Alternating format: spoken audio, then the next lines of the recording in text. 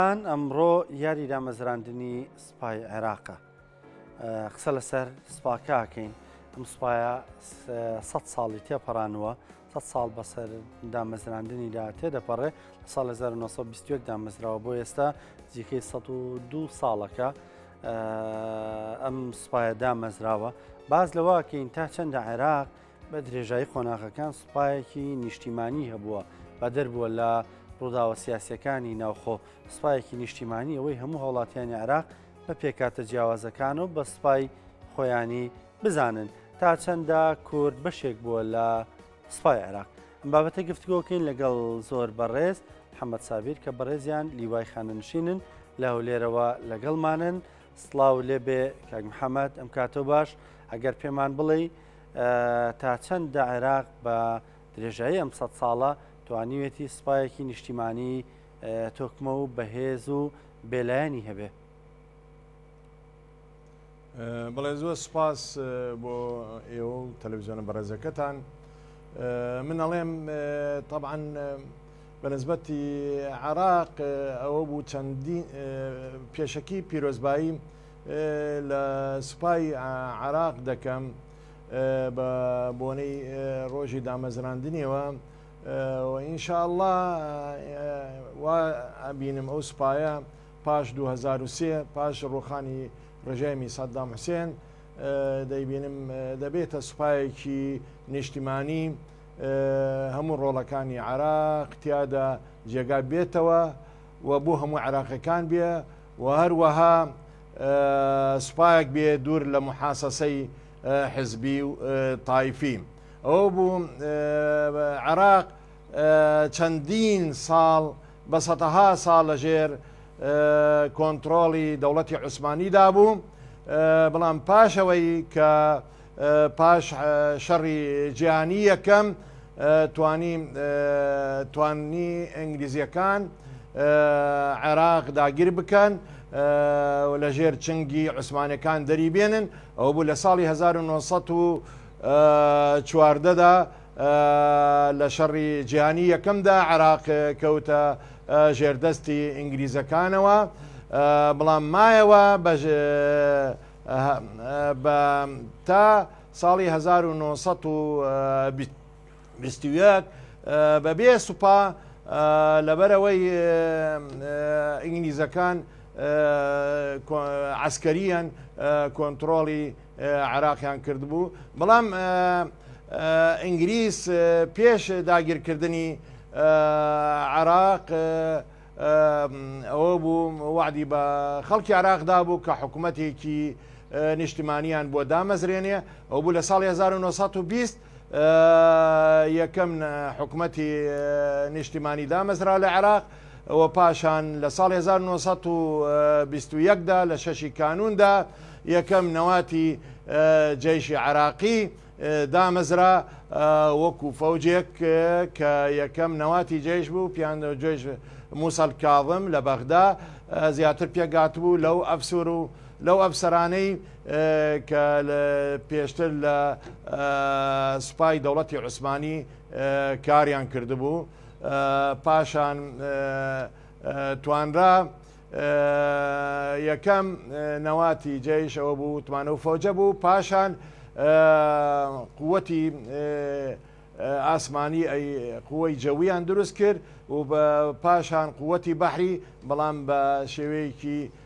زۆر بەسیط و نە بەو شێوەی کە بە گەورەی ینی بە شێوەیەکی بەسیط دروستیان کرد. ئەوە بوو یەکەم لە ساڵی 1920 تا ساڵی 1930 عێراق توانی 4 فرقەی عسکەری دروست بکە. دوو فەرقیان یەک و دوو فەرقەی یەک و سێ لە بەغدا بوو، فەرقەی 4 لە دیوانێ بوو، فەرقەی 2 لە کەرکووک بوو. تا ساڵی 1930 توانرا 6,000 سەرباز و جوندی بۆ عێراق دروست بکرێ. ئەویش ئەو 6,000ش زیاتر لە خزمەتی ئینتیدابی ئینگلیزا بوو. بەڵام لە دوای پاشەوەی کە عێراق استقلالی وەرگرت لە دوای لە 1930 تواننا 10,000 سەرباز و ئەفسەر بۆ عراق دروست بکرێ ئەوە بوو لە ساڵ 1932دا عراق استقلالی خۆی وەرگرت بوو بە دەوڵەتێکی سربەخۆ.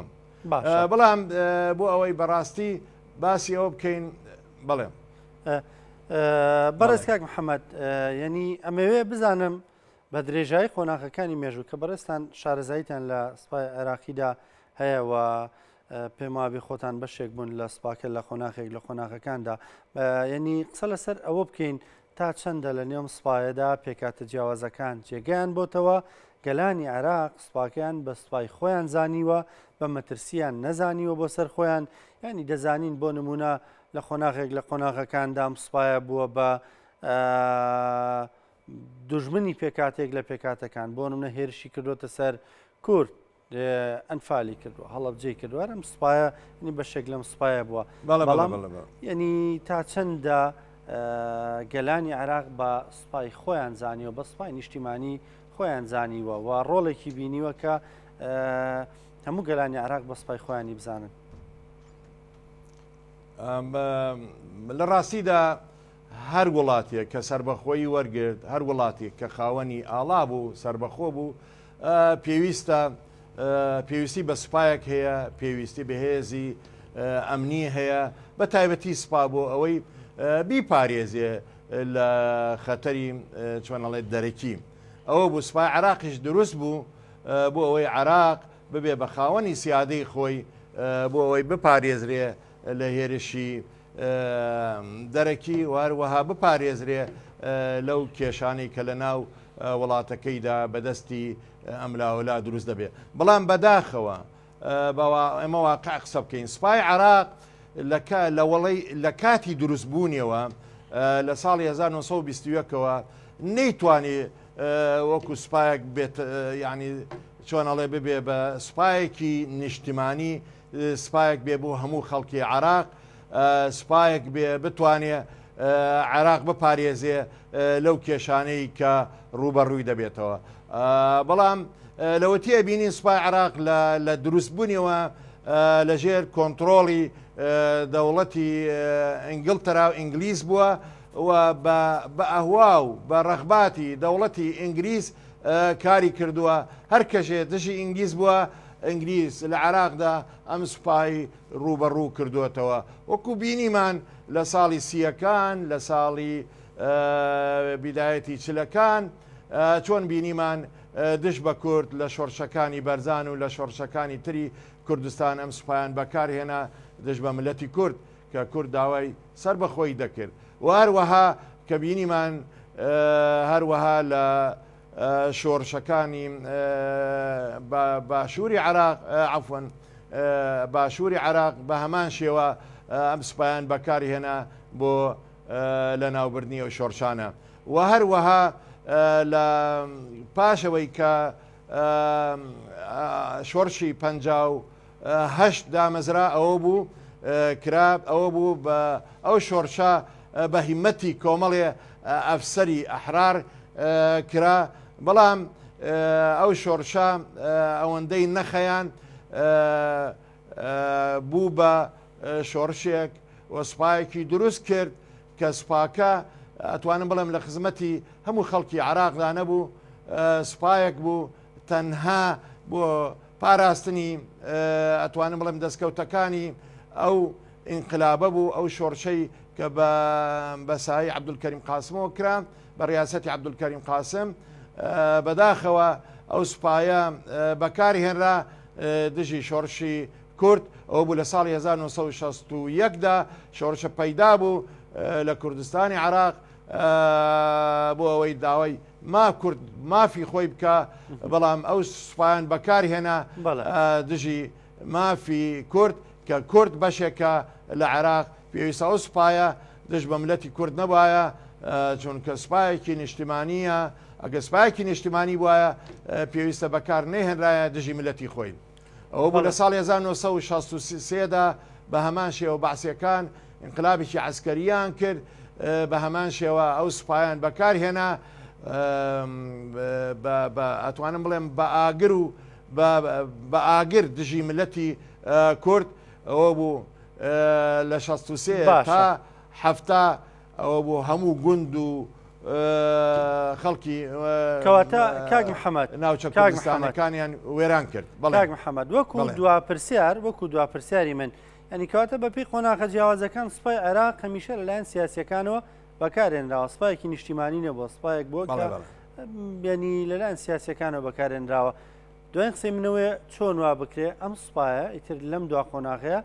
نیشتیمانی بێ سوپای عێراقیەکان بێ سوپای هێزڵایفە و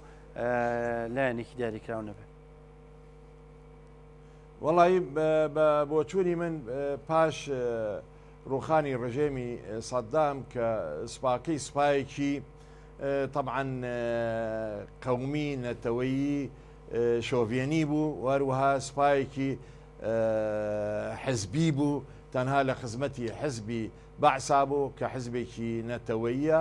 حزبێکی قەومی عەربی شۆڤێنی بوو دش بە تایبەتی نەتەوەی کورد بوو کە ئەو سوپایە تواندا بگاتە چوارەمین سوپا لە دنیادا ئەتوانم بڵێم پاش ئیتیحادی سۆڤێتی و پاش ئەمریکا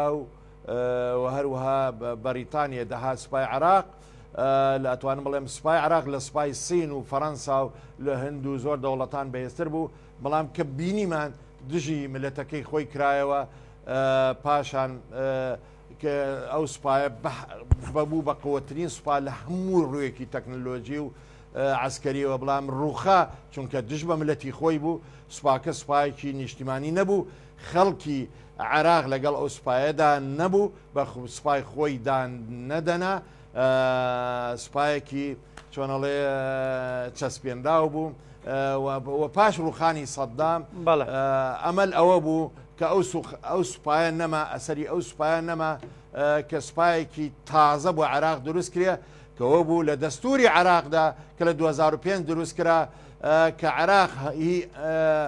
مڵکی هەموو عێراقەکانە لە دەستوری عێراقا هیچ جیاوازیەک نییە لە نێوان هیچ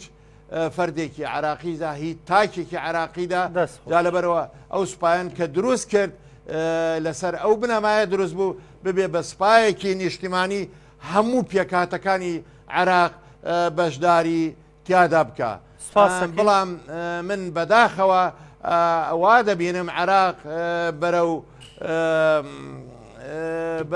ئەو بنەمایە نەڕۆی بەرەو ئەو شتە نەڕۆی تەنها ئەوە بینیمان عێراق ئەگەڕێتەوە بۆ عێراقێکی تایفی عێراقێکی جیاواز لە ناو جیاوازی لە ناو نەتەوەکاندا ئەوە بوو سوپاکەی ئەلاساس بە بەی نسبەی کورد لە ١٧ لەو سوپایەدا بەشدار بێ بەڵام من بە سەراحەت دەڵێم لە ١٠١ لە خەڵکی کورد لە کوردستان بەشدار نین لەو سوپایەدا مانایەوەی ئەو سوپایە پێویستە پێداچوونەوەی پیادا بکرێ وهروەها سەر لە نوێ پێداچنەوە بکرێ بۆ ئەوەی پێویستە بکرێ بە سوپایەکی نیشتیمانی هەموو خەڵکی عێراق بەشداری تیادا بکەم. زۆر سپاس محەممەد سابیر لیوای خانەنشین سپاس بۆ ڕوونکردنەوەکانت